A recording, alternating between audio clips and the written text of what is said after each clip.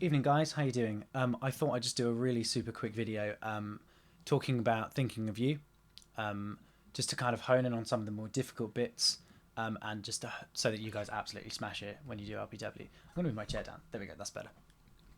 So, I'm going to talk about the structure.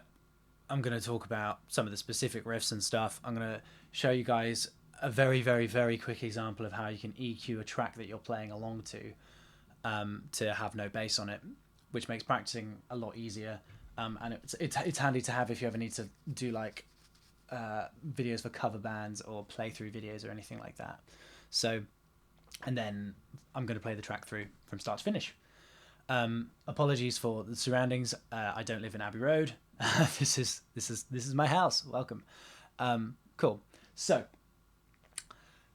structure-wise, we have a 16-bar intro, which I like to think of splitting into two 8-bar sections. So we have 8 bars of Nile doing his sort of Nile-style 16th notes, and then we come in on bars 12 and 16, or if we're thinking of it in two groups of 8, bars 4 and 8.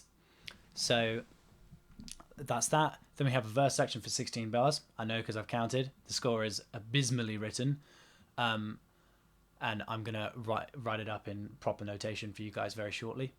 We then got a chorus, which is 2, 4, 6, 8 bars long.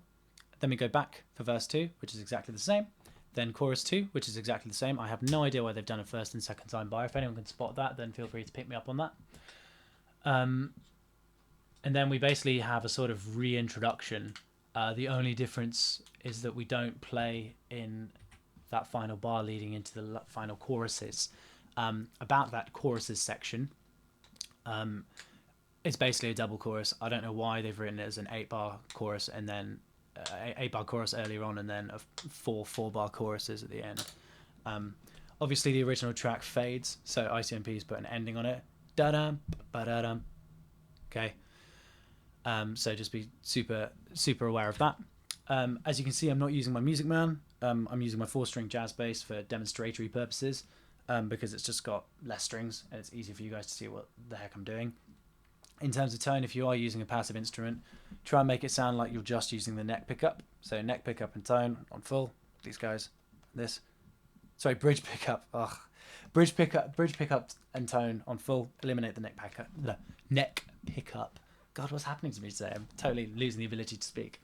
Anyway, so if we look at bar 12, which is that, okay, or bar 4, if we're thinking of it in terms of two groups of 8. It sounds like this. 1, 2, 3. 4. Okay. 1, 2, 3. 4. Okay. So it's got a grace note or an upbeat or an appoggiatura leading into it. Okay. Remember what I was saying last lesson about how it's good to kind of have an understanding of it in all three kind of contexts, or as many different ways of referring to it as possible, because you never know who you're going to be working with and how they like to refer to these things.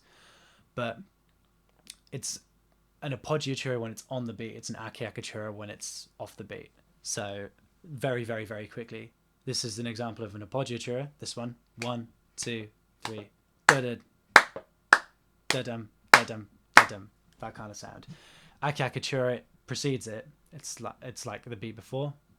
Da-dum, da-dum, da-dum, da-dum. Used in fanfares all the time. Dum, da, da-dum, da-da-da, da-da-dum, da-da-da, da-dum, da-dum. All the time. Anyway, so the way that I'm actually playing that phrase, going...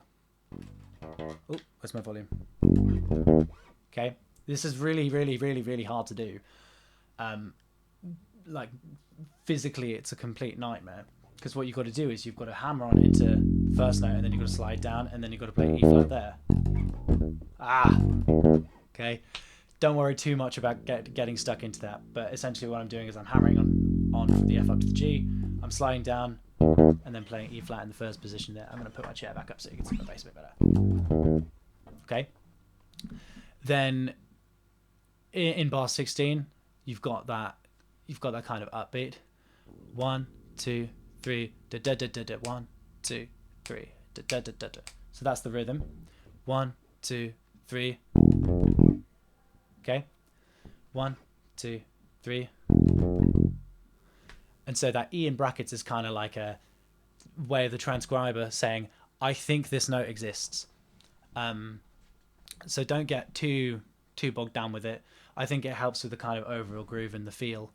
And it kind of just fills sonic space. I mean, no one's really going to be listening intently to whether the final fourth subdivision of beat 4 is an F or an E in the first octave of a bass guitar, because it's just so low. It's just kind of creating dirge.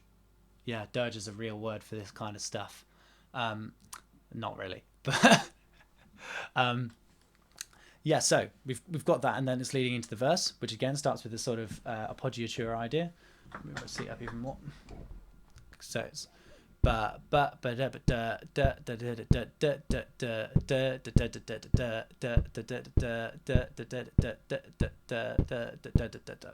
okay, that's the rhythm. 1, 2, 3, let's play.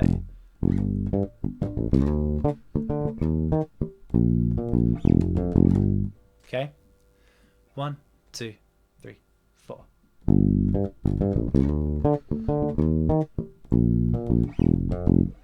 Okay, so the way that I'm playing that, I'm sliding into that G, and then remember to leave beat 2 completely silent.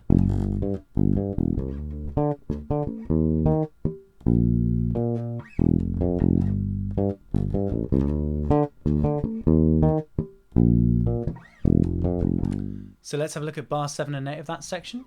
3, 4.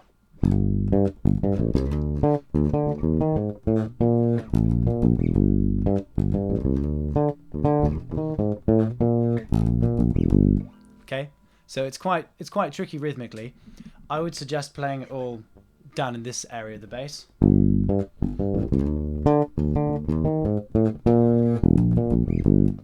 Okay, utilizes quite a few open strings, but just really pay attention to the notation and the rhythm.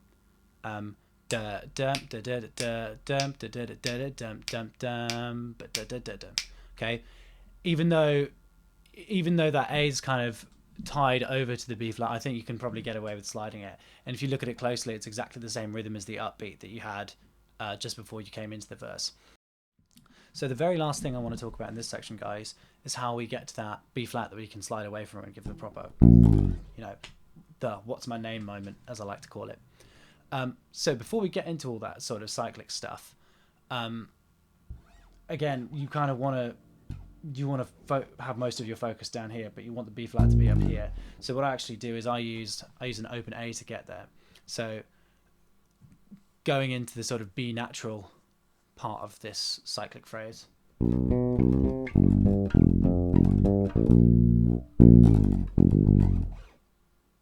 Okay. And then it's basically the chorus from there, and the chorus is really easy.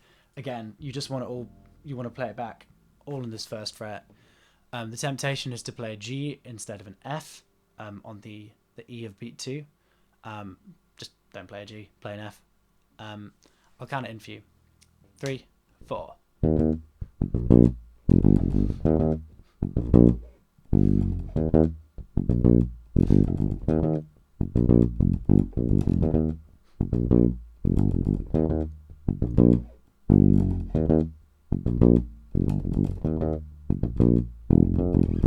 Okay, and that's the whole song. Hooray!